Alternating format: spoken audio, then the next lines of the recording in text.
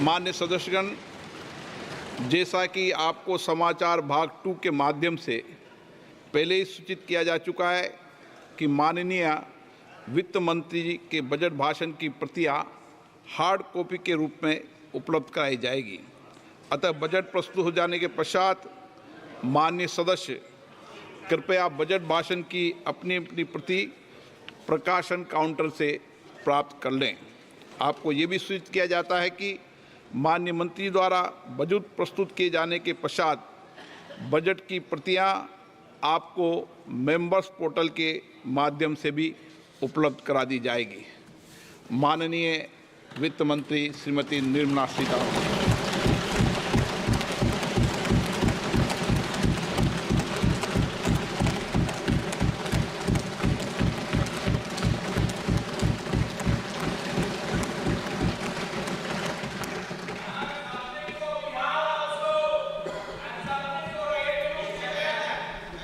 Honorable Speaker, I present the budget for 24-25. Introduction. The people of India have reposed their faith in the government led by Honorable Prime Minister Shri Narendra Modi and re-elected it for a historic third term under his leadership.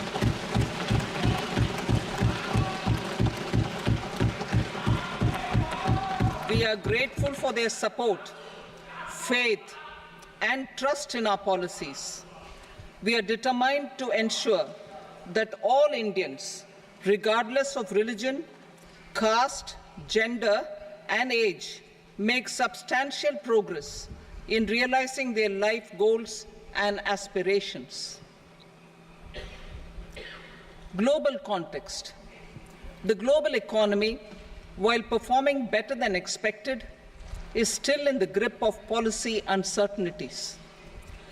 Elevated asset prices, political uncertainties, and shipping disruptions continue to pose significant downside risks for growth and upside risks to inflation. In this context, India's economic growth continues to be the shining exception and will remain so in the years ahead.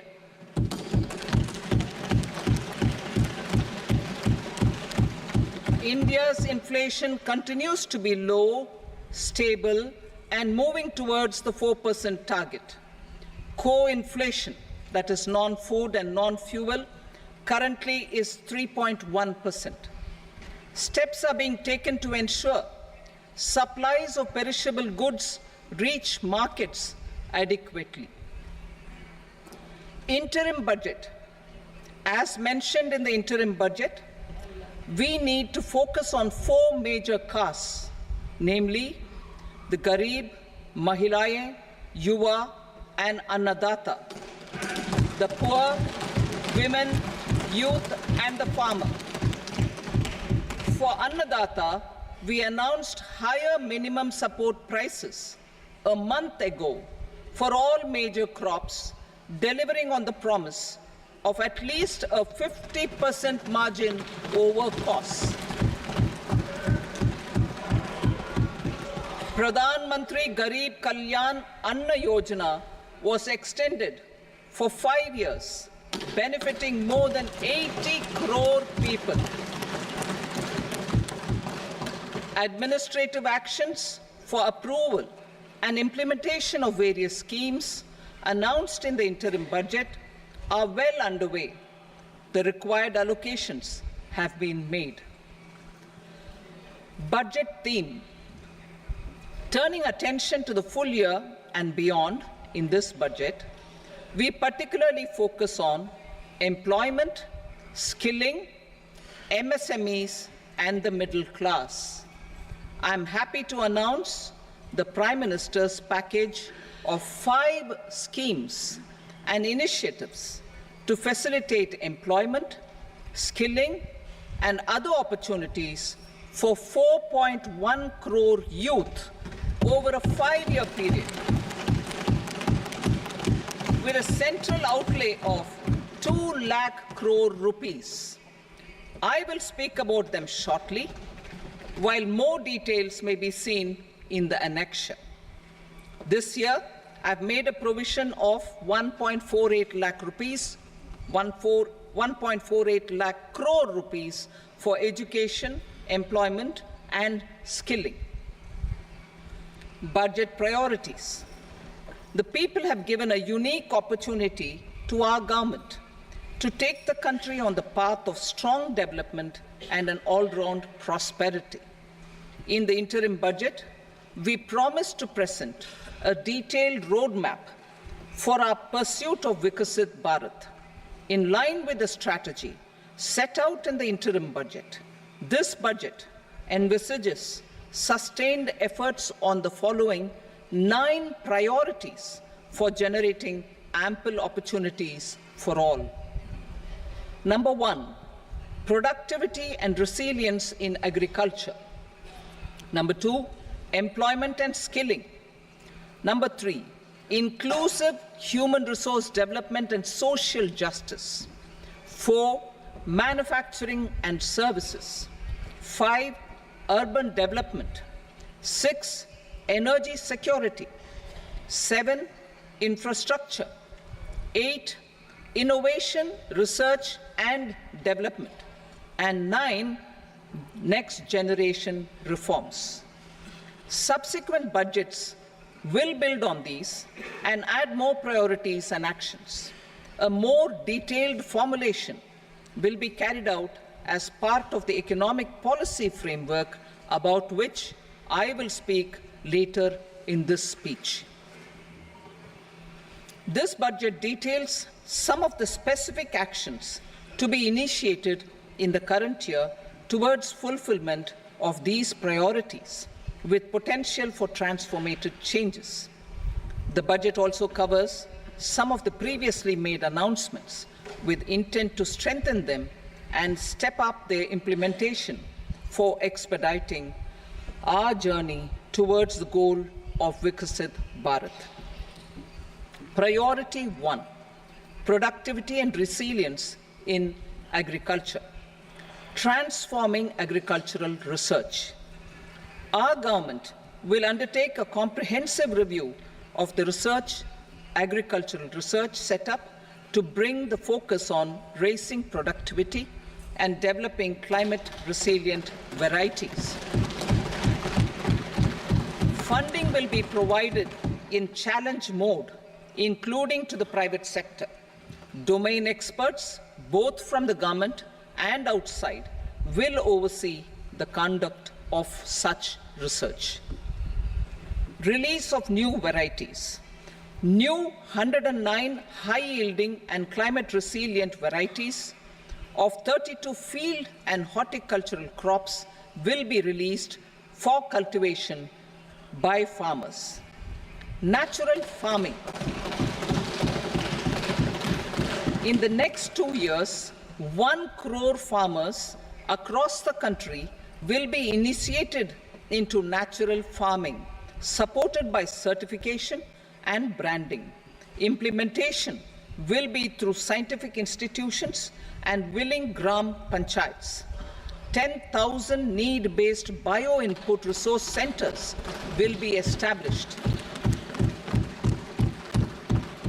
Missions for pulses and oilseeds. For achieving self-sufficiency in pulses and oilseeds, we will strengthen their production, storage, and marketing. As announced in the interim budget, a strategy is being put in place to achieve Atmanirbharta for oilseeds such as mustard, groundnut, sesame, soybean, and sunflower. Vegetable production and supply chains. Large-scale clusters for vegetable production will be developed closer to major consumption centers. We will promote farmer-producer organizations, cooperatives, and startups for vegetable supply chains, including for collection and storage and marketing. Digital public infrastructure for agriculture. Buoyed by the success of the pilot project, our government, in partnership with the states, will facilitate the implementation of the digital public infrastructure in agriculture for coverage of farmers and their lands in 3 years. During this year, digital crop survey for Kharif using the DPI will be taken up in 400 districts. The details of 6 crore farmers and their lands will be brought into the farmer and land registries. Further, the issuance of Jan Samarth based Kisan credit cards will be enabled in 5 states. Shrimp production and export. Financial support for setting up a network of nucleus breeding centers for shrimp brood stocks will be provided. Financing for shrimp farming, processing, and export will be facilitated through NABARD. National cooperation policy. Our government will bring out a national cooperation policy for systematic, orderly, and all-round development of the cooperative sector, fast-tracking growth of rural economy and generation of employment opportunities on a large scale will be the policy goal. This year, I have made a provision of 1.52 lakh crore rupees for agriculture and allied sectors.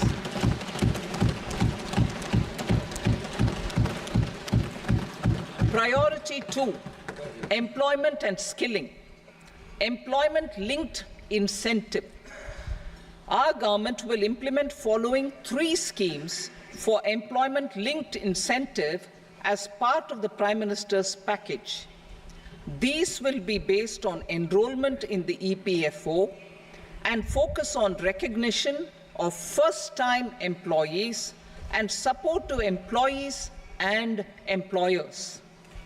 Scheme A, first-timers. This scheme will provide 1 month wage to all persons newly entering the workforce in all formal sectors.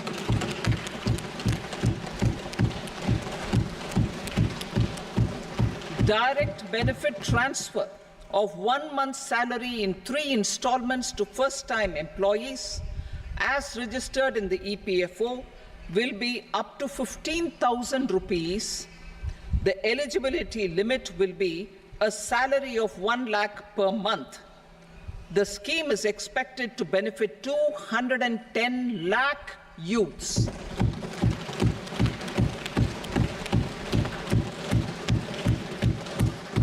Scheme B, job creation in manufacturing.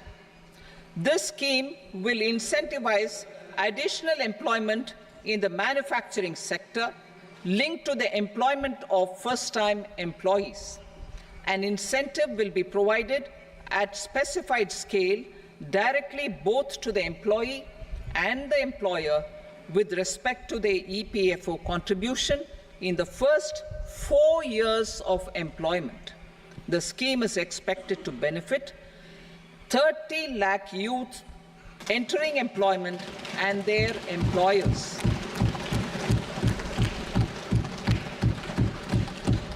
Scheme C, support to employers. This employer-focused scheme will cover additional employment in all sectors. All additional employment within a salary of 1 lakh rupee per month will be counted. The government will reimburse to employers up to 3,000 rupees per month for 2 years towards the EPFO contribution for each additional employee. The scheme is expected to incentivize additional employment of 50 lakh persons.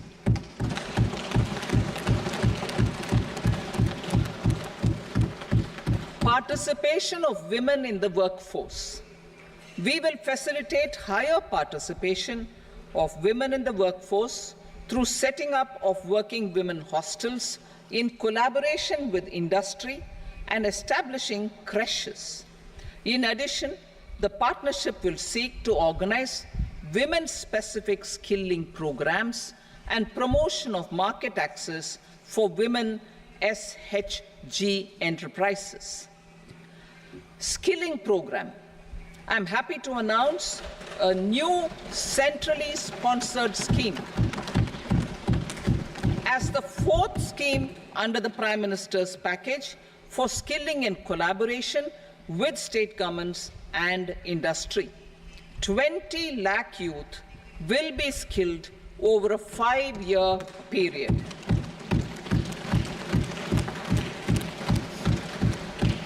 (1,000 industrial training institutes will be upgraded in hub and spoke arrangements with outcome orientation.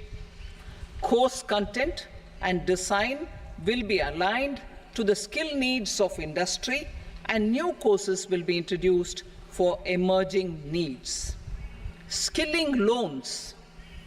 The model skill loan scheme will be revised to facilitate loans up to 7.5 lakh rupees with a guarantee from a government-promoted fund. This measure is expected to help 25,000 students every year.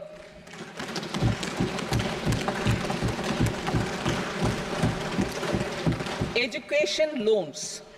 For helping our youth who have not been eligible for any benefit under government schemes and policies, I am happy to announce a financial support for loans up to 10 lakh rupees for higher education in domestic institutions.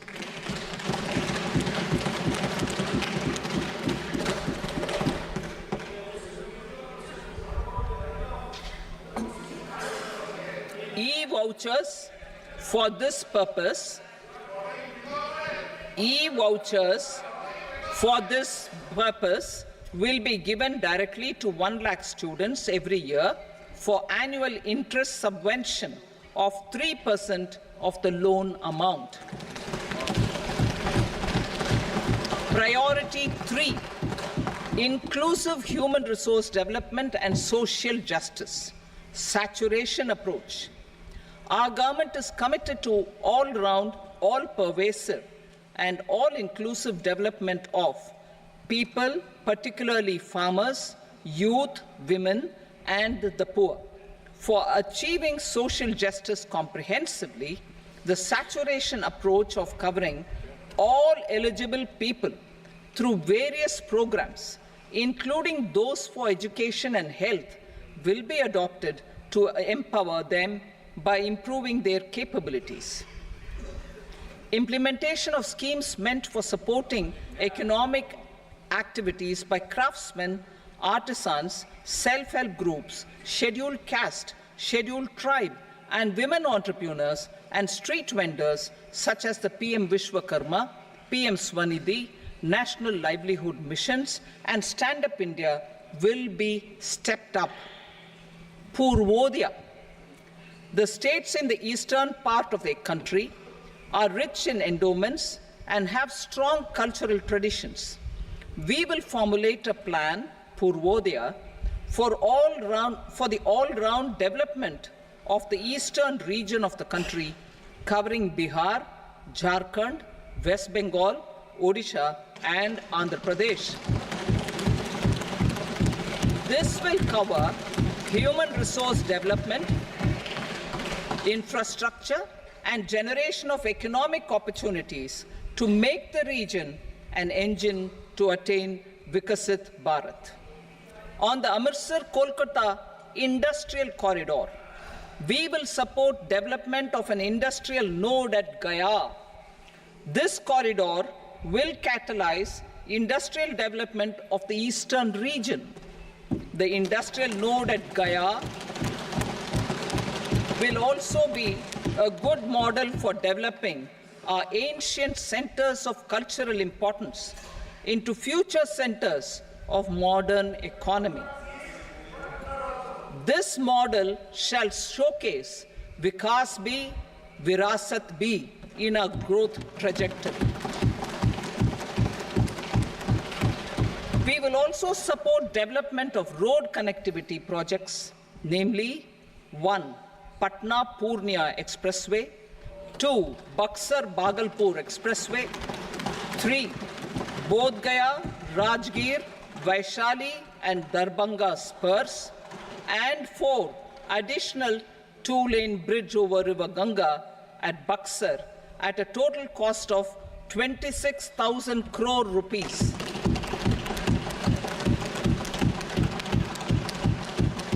Power projects, including setting up of a new 2,400 megawatt power plant at Pir Painti, will be taken up at a cost of 21,400 crore rupees.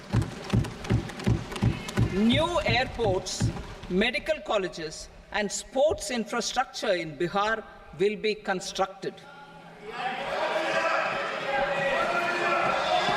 An additional allocation to support capital investments will be provided. The requests of Bihar government for external assistance from multilateral development banks will be expedited.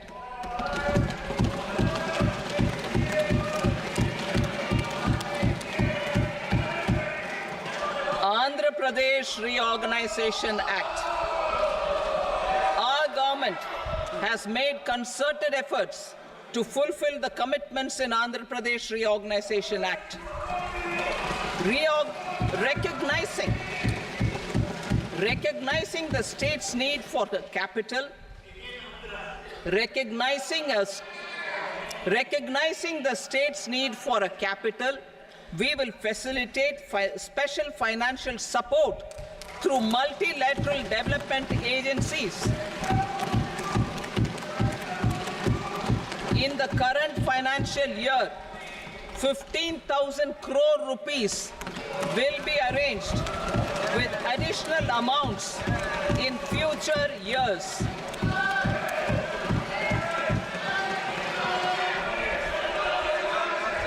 Our government is fully committed to financing and early completion of the Polavaram irrigation project, which is the lifeline for Andhra Pradesh and its farmers. This will facilitate our country's food security as well. Under the Andhra Pradesh Reorganization Act, for promoting industrial development, funds will be provided for essential infrastructure such as water, power, railways, and roads. In Kopparthi node on the Visakhapatnam-Chennai Industrial Corridor and Varavakal node on the Hyderabad-Bangalore Industrial Corridor.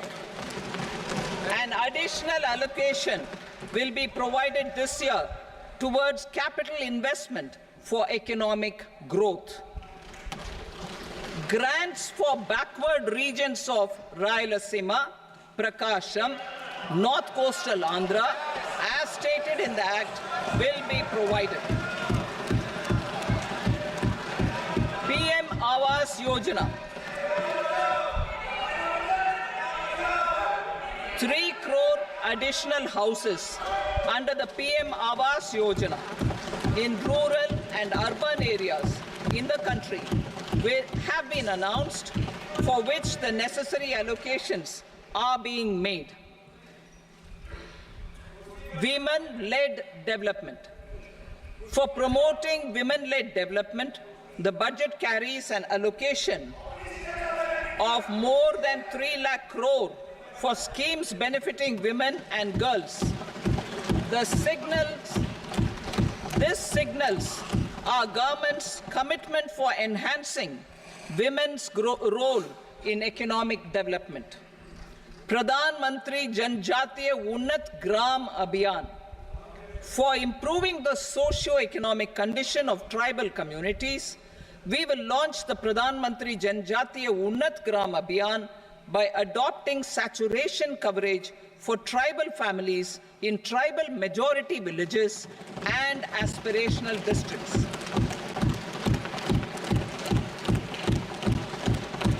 This will cover 63,000 villages, benefiting 5 crore tribal people. Bank branches in northeastern region. More than 100 branches of India Post Payment Bank will be set up in the northeast region to expand the banking services. This year, I have made a provision of 2.66 lakh crore rupees for rural development, including rural infrastructure. Priority 4, manufacturing and services, support for promotion of MSMEs. This budget provides special attention to MSMEs and manufacturing, particularly labor-intensive manufacturing. We have formulated a package covering financing, regulatory changes, and technology support for MSMEs to help them grow and also compete globally, as mentioned in the interim budget. I am happy to announce the following specific measures. Credit guarantee scheme for MSMEs in the manufacturing sector. For facilitating term loans to MSMEs for purchase of machinery and equipment without collateral or third-party guarantee, a credit guarantee scheme will be introduced. The scheme will operate on pooling of credit risks of such MSMEs. A separately constituted self-financing guarantee fund will provide to each applicant guarantee cover up to 100 crore rupees, while the loan amount may be larger. The borrower will have to provide an upfront guarantee fee and an annual guarantee fee on the reducing loan balance. New assessment model for MSME credit. Public sector banks will build their own in-house capability to assess MSMEs for credit instead of relying on external assessment. They will also take a lead in developing or getting developed a new credit assessment model based on the scoring of digital footprints of the MSMEs in the economy. This is expected to be a significant improvement over the traditional assessment of credit eligibility based only on asset or turnover criteria. That will also cover MSMEs without a formal accounting system. Credit support to MSMEs during stress period.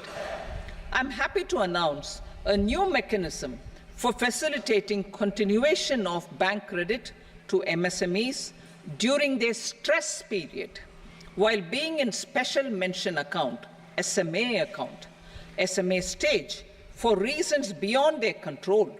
MSMEs need credit to continue their business and to avoid getting into the NPA stage. Credit availability will be supported through a guarantee from a government-promoted fund. Mudra loans. The limit of Mudra loans will be enhanced to 20 lakh from the current 10 lakh for those entrepreneurs who have availed and successfully repaid previous loans under the Tarun category. Enhanced scope for mandatory onboarding in trades. For facilitating MSMEs to unlock their working capital by converting their trade receivables into cash, I propose to reduce the turnover threshold of buyers for mandatory onboarding on the trades platform from rupees 500 crore to 250 crore rupees. This measure will bring 22 more CPSCs and 7,000 more companies onto the platform. Medium enterprises will also be included in the scope of the suppliers. SIDBI branches in MSME clusters. SIDBI will open new branches to expand its reach to serve all major MSME clusters within 3 years and provide direct credit to them. With the opening of 24 such branches this year, the service coverage will expand to 168 out of 242 major clusters. MSME units for food irradiation, quality and safety testing. Financial support for setting up of 50 multi-product food irradiation units in the MSME sector will be provided. Setting up of 100 food quality and safety testing labs with NABL accreditation will be facilitated. E-commerce export hubs to enable MSMEs and traditional artisans to sell their products in international markets. E-commerce export hubs will be set up in public-private partnership mode.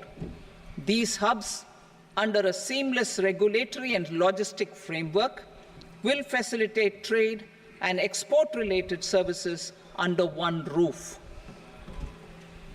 Measures for promotion of manufacturing and services. Internship in top companies.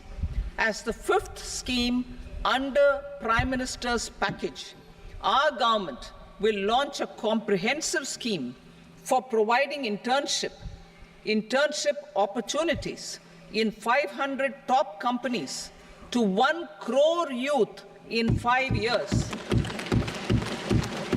They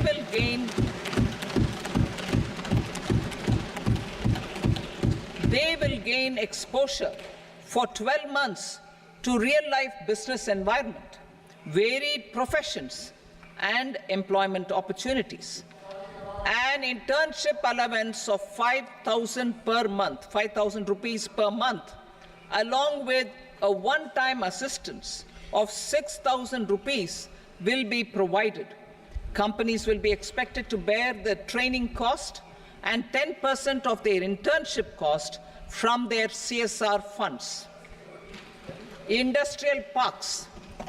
Our government will facilitate development of investment-ready, plug-and-play industrial parks with complete infrastructure in or near 100 cities in partnership with the states and private sector by better using town planning schemes. 12 industrial parks under the National Industrial Corridor Development Program also will be sanctioned.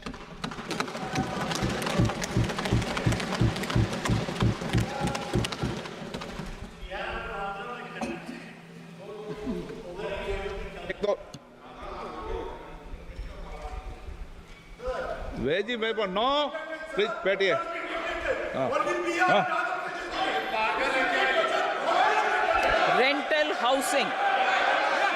Rental housing with dormitory type accommodation for industrial workers will be, just 1 minute. Rental housing, I repeat, rental housing with dormitory type accommodation for industrial workers will be facilitated in PPP mode with VGF support and commitment from anchor industries. Shipping industry, ownership, leasing and flagging reforms will be implemented to improve the share of Indian shipping industry and generate more employment. Critical mineral mission. We will set up a critical mineral mission for domestic production, recycling of critical minerals and overseas acquisition of critical mineral assets. Its mandate will include technology development, skilled workforce, extended producer responsibility framework, and a suitable financing mechanism. Offshore mining of minerals. Our government will launch the auction of the first tranche of offshore blocks for mining, building on the exploration already carried out. Digital public infrastructure applications. Turning to the services sector, I propose development of DPI applications at population scale for productivity gains, business opportunities, and innovation by the private sector. These are planned in the areas of credit, e-commerce, education, health, law and justice, logistics, MSME service delivery, and urban governance. Integrated technology platform for IBC ecosystem. An integrated technology platform will be set up for improving the outcomes under the Insolvency Bankruptcy Code for achieving consistency, transparency, timely processing, and better oversight for all stakeholders. Voluntary closure of LLPs. The services of the Center for Processing Accelerated Corporate Exit, CPACE, will be extended for voluntary closure of LLPs to reduce the closure times. National Company Law Tribunals. The IBC has resolved more than 1,000 companies, resulting in direct recovery of 3.3 lakh crore to creditors. 3.3 lakh crore rupees to creditors. In addition, 28,000 cases involving over 10 lakh crore rupees have been disposed of even prior to admission. Appropriate changes to the IBC, reforms and strengthening of the tribunal and appellate tribunals will be initiated to speed up insolvency resolution. Additional tribunals will be established. Out of those, some will be notified to decide cases exclusively under the Companies Act. Debt recovery. Steps for reforming and strengthening debt recovery tribunals will be taken. Additional tribunals will be established to speed up recovery. Priority 5, urban development. Cities as growth hubs. Working with states, our government will facilitate development of cities as growth hubs. This will be achieved through economic and transit planning and orderly development of peri-urban areas utilizing town planning schemes. Creative redevelopment of cities. For creative brownfield redevelopment of existing cities with a transformative impact, our government will formulate a framework for enabling policies, market-based mechanisms, and regulation. Transit-oriented development. Transit-oriented development plans for 14 large cities with a population above 30 lakh will be formulated, along with an implementation and financing strategy. Urban housing. Under the PM Awas Yojana, Urban 2.0, housing needs of 1 crore urban poor and middle-class families will be addressed with an investment of 10 lakh crore rupees. This will include the central assistance of 2.2 lakh crore rupees in the next 5 years. A provision of interest subsidy to facilitate loans at affordable rates is also envisaged. In addition, enabling policies and regulations for efficient and transparent rental housing markets with enhanced availability will also be put in place. Water supply and sanitation. In partnership with state governments and multilateral development banks, we will promote water supply, sewage treatments, and solid waste management projects and services for 100 large cities through bankable projects. These projects will also envisage use of treated water for irrigation and filling up of tanks in nearby areas. Street markets. Building on the success of PM Swanidhi scheme in transforming the lives of street vendors, our government envisions a scheme to support each year over the next 5 years the development of 100 weekly hearts or street food hubs in select cities. Stamp duty. We will encourage states which continue to charge high stamp duty to moderate the rates for all and also consider further lowering duties for properties purchased by women. This reform will be made an essential component of urban development schemes. Priority 6, energy security, energy transition. In the interim budget, I had announced our strategy to sustain high and more resource-efficient economic growth, along with the energy security in terms of availability, accessibility, and affordability. We will bring out a policy document on appropriate energy transition pathways that balances the imperatives of employment, growth, and environmental sustainability.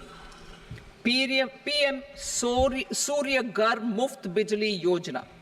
PM Surya Ghar Muft Bijli Yojana. In line with the announcement in the interim budget,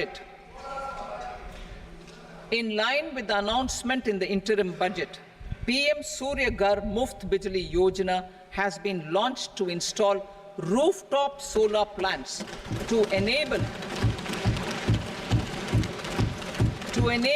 1 crore households obtain free electricity up to 300 units every month. The scheme has generated remarkable response with more than 1.28 crore registrations and 14 lakh applications, and we will further encourage it. Pumped storage policy. A policy for promoting pumped storage projects will be brought out for electricity storage and facilitating smooth integration of the growing share of renewable energy with its variable and intermittent nature in the overall energy mix. Research and development of small and modular nuclear reactors. Nuclear energy is expected to form a very significant part of the energy mix for Vikasit Bharat. Towards that pursuit, our government will partner with the private sector for 1. Setting up Bharat Small Reactors, 2. Research and development of Bharat Small Modular Reactor, and 3. Research and development of newer technologies for nuclear energy. The R&D funding announced in the interim budget will be made available for this sector also. Advanced ultra supercritical thermal power plants. The development of indigenous technology for advanced ultra supercritical thermal power plants with much higher efficiency has been completed. A joint venture between NTPC and BHEL will set up a full-scale 800 megawatt commercial plant using AUSC technology. The government will provide the required fiscal support. Moving forward, development of indigenous capacity for the production of high-grade steel and other advanced metallurgy materials for these plants will result in strong spin-off benefits for the economy. Roadmap for hard-to-abate industries. A roadmap for moving the hard-to-abate industries from energy efficiency targets to emission targets will be formulated.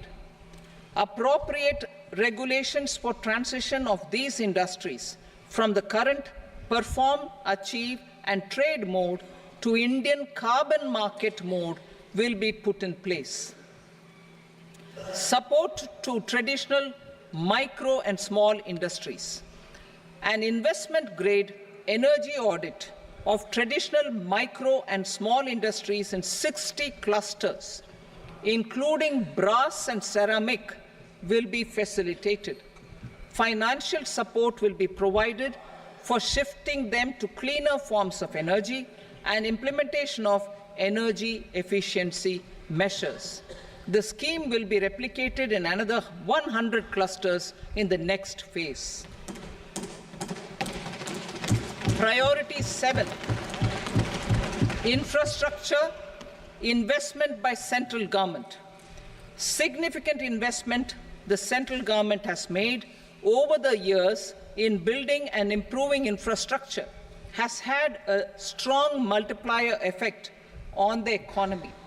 We will endeavour to maintain strong fiscal support for infrastructure over the next 5 years, in conjunction with imperatives of other priorities and fiscal consolidation. This year, I have provided 11,11,111 crore rupees for capital expenditure. This would be 3.4% of our GDP. Infrastructure investment by state governments. We will encourage states to provide support of similar scale for infrastructure, subject to their development priorities. A provision of 1.5 lakh crore rupees for long-term interest-free loans have been made this year, also to support the states in their resource allocation. Private investment in infrastructure. Investment in infrastructure by private sector will be promoted through viability gap funding and enabling policies and regulations. A market-based financing framework will be brought out. Pradhan Mantri Gram Sadak Yojana, Phase 4 of the PMGSY will be launched to provide all-weather connectivity to 25,000 rural habitations, which have become eligible in view of their population increase. Irrigation and flood mitigation. Bihar has frequently suffered from floods, many of them originating outside the country. Plans to build flood control structures in Nepal are yet to progress. Our government, through the Accelerated Irrigation Benefit Program and other sources, will provide financial support for projects with estimated cost of 11,500 crore rupees,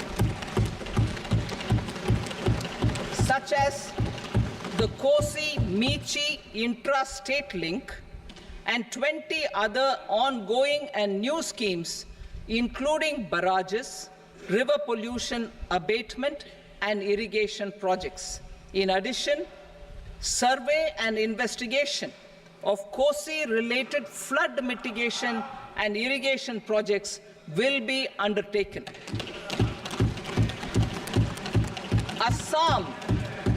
Assam grapples with floods every year by the Brahmaputra River and its tributaries originating outside India. We will provide assistance to Assam for flood management and related projects.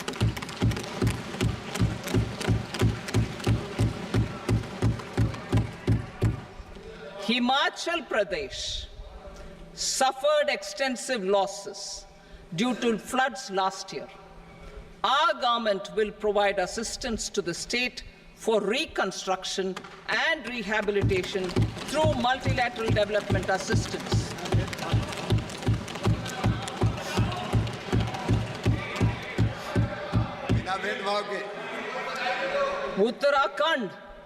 Uttarakhand too suffered losses due to cloudbursts and massive landslides.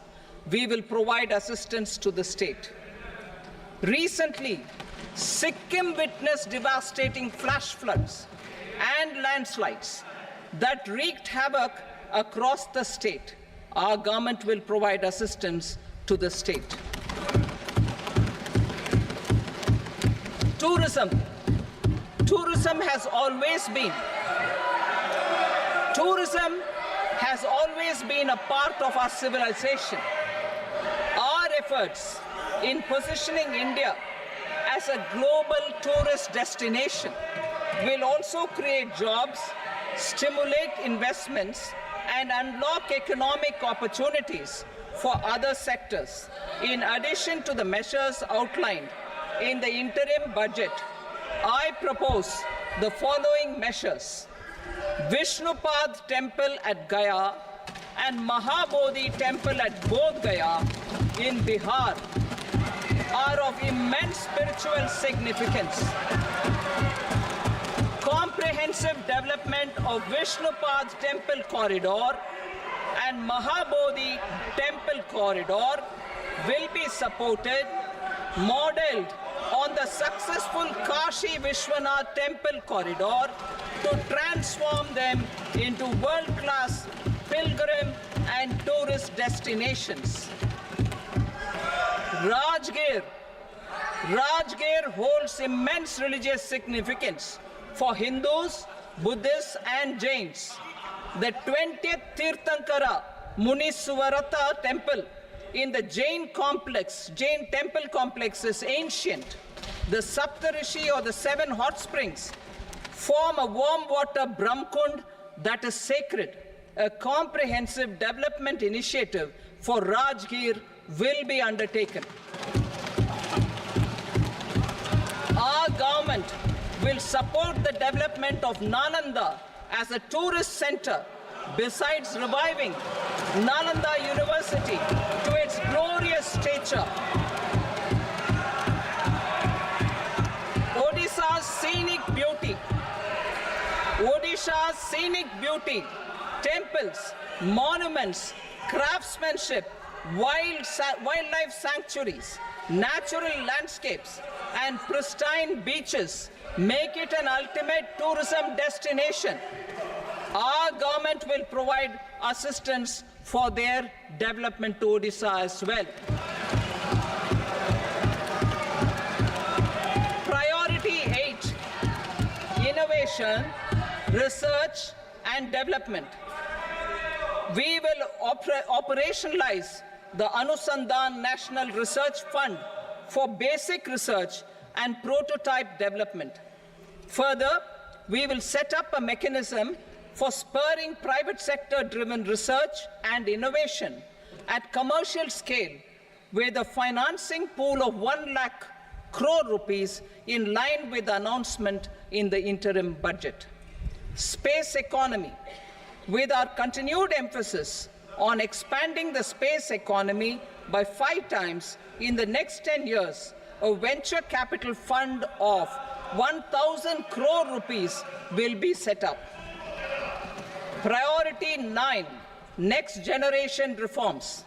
Economic policy framework. We will formulate an economic policy framework to delineate the overarching approach to economic development and set the scope of the next generation of reforms for facilitating employment opportunities and sustaining high growth. Our government will initiate and incentivize reforms for 1. Improving productivity of factors of production, and 2.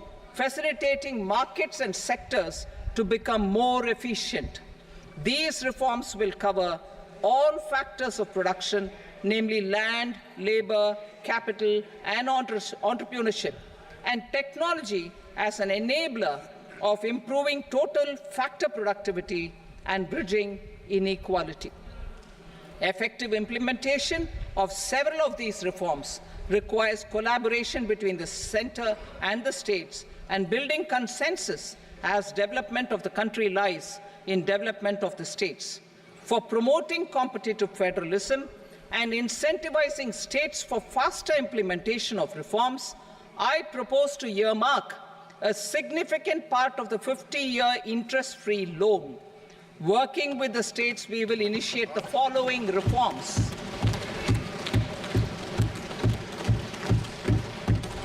Land-related reforms and actions, both in the rural and urban areas, will cover land administration, will cover 1. Land administration, planning and management, and 2. Urban planning usage and building bylaws. These will be incentivized for completion within the next 3 years through appropriate fiscal support. Rural land-related actions. Rural land-related actions will include 1. Assignment of unique land parcel identification number, UL PIN, or Bhu Aadhaar for all lands. 2. digitization of cadastral maps. 3, survey of subdivisions, survey of map subdivisions as per current ownership. 4, establishment of land registry. And 5, linking to the farmers registry. These actions will also facilitate credit flow and other agricultural services. Urban land-related actions. Land records in urban areas will be digitized with GIS mapping. An IT-based system for property record administration, updating, and tax administration will be established. These will also facilitate improving the financial position of urban local bodies. Labor-related reforms. Services to labor. Our government will facilitate the provision of a wide array of services to labor, including those for employment and skilling. A comprehensive integration of e-Shram portal with other portals will facilitate such one-stop solution. Open architecture databases for the rapidly changing labor market, skill requirements, and available job roles, and a mechanism to connect job aspirants with potential employers and skill providers will be covered in these services. Shram Suvidha and Samadhan portal. Shram Suvidha and Samadhan portal will be revamped to enhance ease of compliance for industry and trade. Capital and entrepreneurship related reforms, financial sector vision and strategy. For meeting financing needs of the economy, our government will bring out a financial sector vision and strategy document to prepare the sector in terms of size, capacity, and skills. This will set the agenda for the next 5 years and guide the work of the government, regulators, financial institutions, and market participants. Taxonomy for climate finance. We will develop taxonomy for climate finance for enhancing the availability of capital for climate adaptation and mitigation. This will support achievement of the country's climate commitments and green transition. Variable capital company structure. We will seek the required legislative approval for providing an efficient and flexible mode for financing leasing of aircrafts and ships and pooled funds of private equity through a variable company structure. Foreign direct investments and overseas investment. The rules and regulations for foreign direct investment and overseas investments will be simplified to 1. Facilitate foreign direct investments, 2. Nudge prioritization, and 3. Promote opportunities for using Indian rupee as a currency for overseas investment. NPS Vatsalya. NPS Vatsalya, a plan for contribution by parents and guardians for minors, will be started. On attaining the age of majority, the plan can be converted seamlessly into a normal NPS account. Use of technology. We have successfully used technology for improving productivity and bridging inequality in our economy during the past 10 years. Public investment in digital infrastructure and innovations by the private sector have helped in improving access of all citizens, particularly the common people, to market resources, education, health and services. We will step up adoption of technology towards digitalization of the economy. Ease of doing business. For enhancing ease of doing business, we are already working on the Jan Vishwas Bill 2.0. Further, states will be incentivized for implementation of the business reforms, action plans, and digitalization. Data and statistics. For improving data governance, collection, processing and management of data and statistics, different sectoral databases, including those established under the Digital India mission, will be utilized with active use of technology tools. New pension scheme. The committee to review the NPS has made considerable progress in its work. I am happy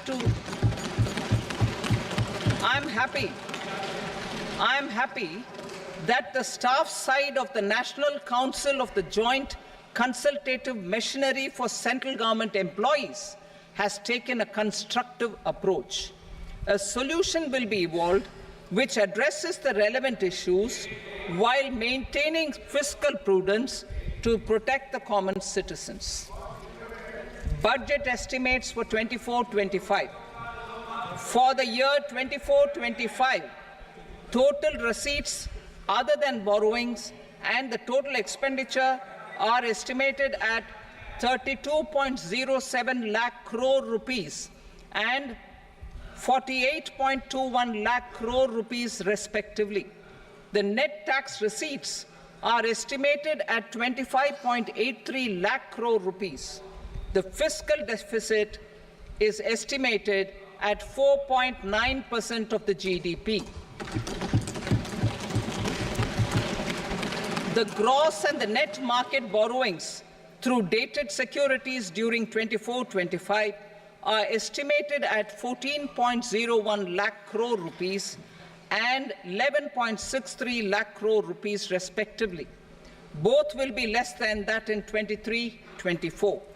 The fiscal consolidation path announced by me in 2021 has served our economy very well, and we aim to reach the deficit below 4.5% next year. The government is committed to staying the course. From 2026-27 onwards, our endeavour will be to keep the fiscal deficit each year such that the central government's debt will be on a declining path as percentage of GDP. I will now move to Part B.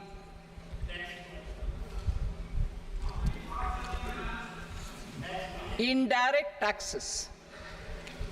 Sir, I start with GST. It has decreased tax incidence on the common man, reduced compliance burden and logistics cost for trade and industry, and enhanced revenues of the central and the state governments.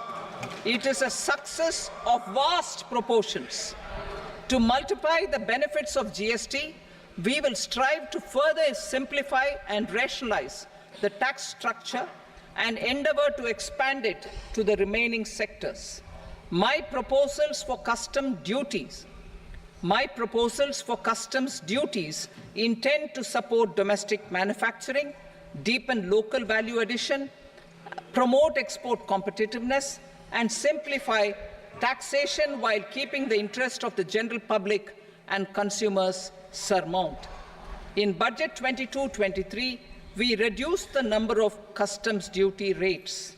I propose to undertake a comprehensive review of the rate structure over the next 6 months to rationalize and simplify it for ease of trade, removal of duty inversion, and reduction of disputes. I shall now take up sector-specific customs duty proposals. Medicine and medical equipments.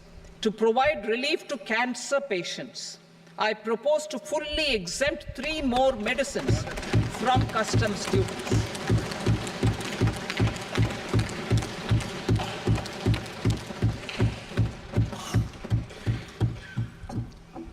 I also propose changes in the BCD on X-ray tubes and flat panel detectors for use in medical X-ray machines under the phased manufacturing program so as to synchronize them with the domestic capacity addition. Mobile phone and related parts. With a 3-fold increase in domestic production and almost a 100-fold jump in exports of mobile phones over the last 6 years, the Indian mobile industry has matured. In the interest of consumers, I now propose to reduce the BCD on mobile phone, mobile PCBA, and mobile charger to 15%. Critical minerals. Minerals such as lithium, copper, cobalt, and rare earth elements are critical for sectors like nuclear energy, renewable energy, space, defense, telecommunications, and high-tech electronics. I propose to fully exempt customs duties on 25 critical minerals and reduce BCD on 2 of them. This will provide a major fillip to the processing and refining of such minerals and help secure their availability for these strategic and important sectors. Solar energy. Energy transition is critical in the fight against climate change. To support energy transition, I propose to expand the list of exempted capital goods for use in the manufacture of solar cells and panels in the country.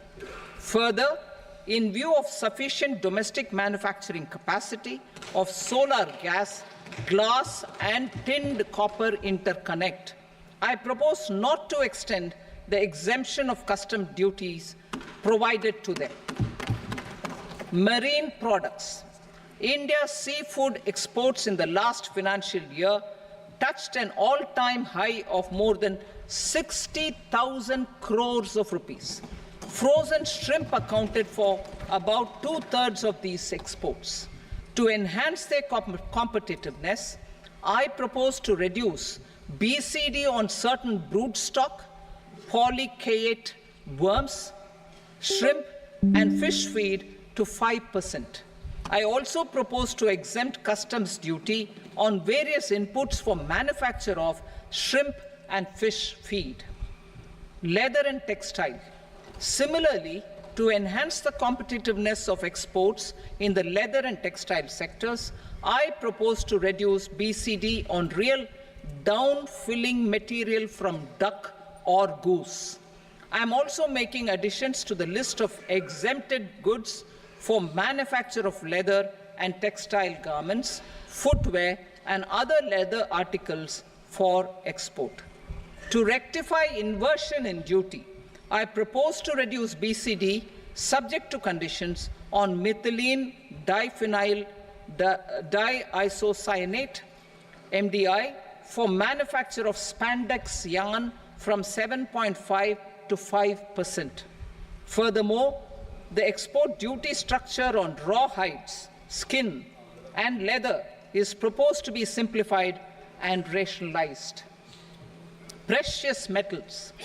To enhance domestic value addition in gold and precious metal jewelry in the country, I propose to reduce customs duties on gold and silver to 6% and that of platinum to 6.4%. Other metals. Steel and copper are important raw materials. To reduce their cost of production, I propose to remove the BCD on ferronickel and blister copper. I am also continuing with nil BCD on ferrous scrap and nickel cathode and concessional BCD of 2.5% on copper scrap. Electronics. To increase value addition in the domestic electronics industry, I propose to remove the BCD subject to conditions on oxygen-free copper for manufacture of resistors. I also propose to exempt certain parts for manufacture of connectors. Chemicals and petrochemicals. To support existing and new capacities in the pipeline, I propose to increase the BCD on ammonium nitrate from 7.5% to 10%. Plastics. PVC flex banners are non-biodegradable and hazardous for environment and health. To curb their imports, I propose to raise the BCD on them from 10 to 25%. Telecommunication equipment. To incentivize domestic manufacturing, I propose to increase the BCD from 10 to 15% on PCBA of specified telecom equipment. Trade facilitation. To promote domestic aviation and boat and ship MRO, I propose to extend the period for export of goods imported for repairs from 6 months to 1 year. I'll read that again. To promote domestic aviation and boat and ship maintenance, repair and operations, I propose to extend the period for export of goods imported for repairs from 6 months to 1 year. In the same vein, I propose to extend the time limit for re-import of goods for repairs under warranty from 3 to 5 years. I now move to direct taxes. We will continue our efforts to simplify taxes, improve taxpayer services, provide tax certainty, and reduce litigation while enhancing revenues for funding the development and welfare schemes of the government. It has been our endeavor to simplify taxation. We have taken a number of measures in the last few years, including introduction of simplified tax regimes without exemptions and deductions for corporate tax and for personal income tax. This has been appreciated by taxpayers. 58% of corporate tax came from the simplified tax regime in the financial year 22-23. Similarly, as per data available till now, for the last fiscal, more than 2/3 have availed the new personal income tax regime. Comprehensive review of the Income Tax Act. I am now announcing a comprehensive review of the Income Tax Act 1961. The purpose is to make the Act concise, lucid, easy to read and understand. This will reduce disputes and litigation, thereby providing tax certainty to the taxpayers. I will also bring down the demand embroiled in litigation. It is proposed to be completed in 6 months. A beginning is being made in the finance bill by simplifying the tax regime for charities, TDS rate structures, provisions of reassessment and such provisions, and capital gains taxation. Simplification for charities and TDS. Two tax exemption regimes. The two tax exemption regimes for charities are proposed to be merged into one. The 5% TDS rate on many payments is being merged into the 2% TDS rate, and the 20% TDS rate on repurchase of units by mutual funds or UTI is being withdrawn. TDS rate on e-commerce operators is proposed to be reduced from 1 to 0.1%. Moreover, credit of TCS is proposed to be given in the TDS to be deducted on salary. Further, I propose to decriminalize delay for payment of TDS up to the due date of filing statement for the same. I also plan to provide a standard operating procedure for TDS defaults and simplify and rationalize the compounding guidelines for such defaults. Simplification of reassessment. I propose to thoroughly simplify the provisions for reopening and reassessment. An assessment hereinafter can be reopened beyond 3 years from the end of the assessment year only if the escaped income is 50 lakh rupees or more, up to a maximum period of 5 years from the end of the assessment year. Even in such cases, a time limit of 6 years before the year of the search, as against the existing time limit of 10 years, is being proposed. This will reduce tax uncertainty and disputes. Simplification and rationalization of capital gains. Capital gains taxation is also proposed to be hugely simplified. Short-term gains on certain financial assets shall henceforth attract a tax rate of 20%, while that on all other financial assets and all non-financial assets shall continue to attract the applicable tax rate. Long-term gains on all financial and non-financial assets, on the other hand, will attract a tax rate of 12.5%. For the benefit of the lower and the middle income classes, I propose to increase the limit of exemption of capital gains on certain financial assets to 1.25 lakh rupees per year. Listed financial assets held for more than a year will be classified as long-term, while unlisted financial assets and all non-financial assets will have to be held for at least 2 years to be classified as long-term. Unlisted bonds and debentures, debt mutual funds, and market-linked debentures, irrespective of holding period, however, will attract tax on capital gains at applicable rates. Taxpayer services. All the major taxpayer services under GST and most services under customs and income tax have been digitalized. All remaining services of customs and income tax, including rectification and order giving effect to appellate orders, shall be digitalized and made paperless over the next 2 years. Litigation and appeals. While our concerted efforts to reduce pendency of appeals at various appellate fora are beginning to show good results, it will continue to engage our highest attention. To dispose of the backlog of first appeals, I plan to deploy more officers to hear and decide such appeals, especially those with large tax effect. For resolution of certain income tax disputes pending an appeal, I am also proposing Vivad Se Vishwas Scheme 2024.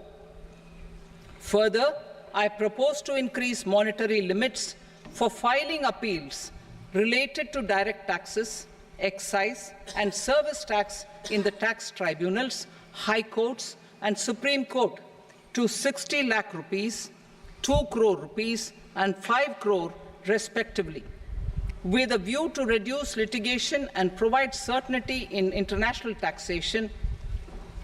We will expand the scope of safe harbor rules and make them more attractive. We will also streamline the transfer pricing assessment procedure. Employment and investment. I have a few proposals to promote investment and foster employment. First of all, to bolster the Indian startup ecosystem, boost the entrepreneurial spirit, and to support innovation, I propose to abolish the so-called angel tax for all classes of investors. Second, there is tremendous potential for cruise tourism in India. To give a fillip to this employment-generating industry, I am proposing a simpler tax regime for foreign shipping companies operating domestic cruises in the country. Third, India is a world leader in the diamond cutting and polishing industry, which employs a large number of skilled workers. To further promote the development of this sector, we would provide for safe harbor rates for foreign mining companies selling raw diamonds in the country. Fourth, to attract foreign capital for our development needs, I propose to reduce the corporate tax rate on foreign companies from 40% to 35%. Deepening the tax base. I have a couple of proposals for deepening the tax base. First, security transaction tax on futures and options of securities is proposed to be increased to 0.02% and 0.1% respectively. Second, for reasons of equity, I propose to tax income received on buyback of shares in the hands of recipients. Other proposals: to improve social security benefits, deduction of expenditure by employers towards NPS is proposed to be increased from 10 to 14% of the employee's salary. Similarly, deduction of this expenditure up to 14% of salary from the income of employees in private sector, public sector banks and undertakings opting for the new tax regime is proposed to be provided. Indian professionals working in multinationals get ESOPs and invest in social security schemes and other movable assets abroad. Non-reporting of such small foreign assets has penal consequences under the Black Money Act. Such non-reporting of movable assets up to 20 lakh rupees is proposed to be depenalized. Other major proposals in the finance bill relate to withdrawal of equalization levy of 2%, expansion of tax benefits to certain funds and entities in IFSCs, and immunity from penalty and prosecution to Benamidar on full and true disclosure so as to improve conviction under the Benami Transaction Prohibition Act 1988. Personal income tax. Coming to personal income tax rates, I have two announcements to make for those opting for the new tax regime. First, the standard deduction for salaried employees is proposed to be increased from 50,000 to 75,000 rupees.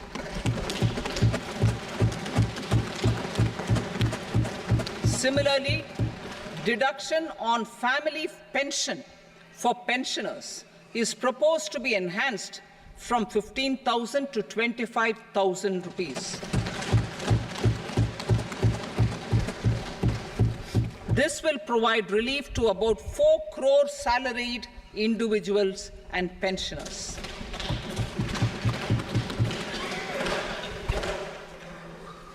Second, in the new tax regime, the tax rate structure is proposed to be revised as follows: 0 to 3 lakh rupees, nil; 3 to 7 lakh rupees, 5%; 7 to 10 lakh rupees, 10%; 10 to 12 lakh rupees, 15%; 12 to 15 lakh rupees, 20%; and above 15 lakh rupees, 30%. As a result of these changes, a salaried employee in the new tax regime stands to save up to 17,500 rupees in income tax.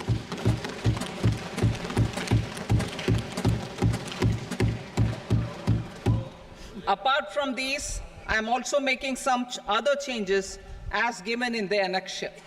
As a result of these proposals, revenue of about 37,000 crore, that is 29,000 crore in direct taxes and 8,000 crore in indirect taxes, will be foregone, while revenue of about 30,000 crore rupees will be additionally mobilized. Thus, the total revenue foregone is about 7,000 crores annually. Mr. Speaker, sir, with this, I commend the budget to this august House. Jai Hind.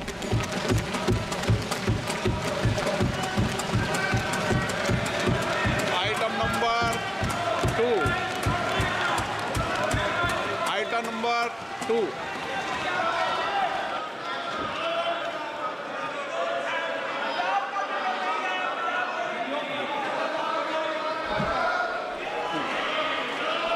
Sir, with your permission, I rise to lay on the table the following statements under Section 3 of the Fiscal Responsibility and Budget Management, FRBM Act 2003, Medium-Term Fiscal Policy cum Fiscal Policy Strategy Statement and Macroeconomic Framework Statement. Item number 3. Sir, with your permission, I rise to move for leave to introduce the Finance Number 2 Bill 2024. प्रश्न ये कि विधेयक को पुनर्स्थापित करने की अनुमति प्रदान की जाए। जो सदस्य इसके पक्ष में हाँ कहें, जो सदस्य विरोध में ना कहें। मेरे विचार में निर्णय हाँ वालों के पक्ष में अनुमति प्रदान की जाती है। माननीय मंत्री जी, अब विधेयक पुनर्स्थापित करें। Sir, I introduce the bill. Item number 4, The Union Territory of Jammu and Kashmir budget. Sir, I rise to present a statement, Hindi and English versions, of the estimated receipts and expenditure of the Union Territory of Jammu Kashmir for the year 24-25. सभा की कार्रवाई कल बुधवार दिनांक 24 जुलाई 2024 को प्राप्त 11 बजे तक के लिए स्थगित की जाती है।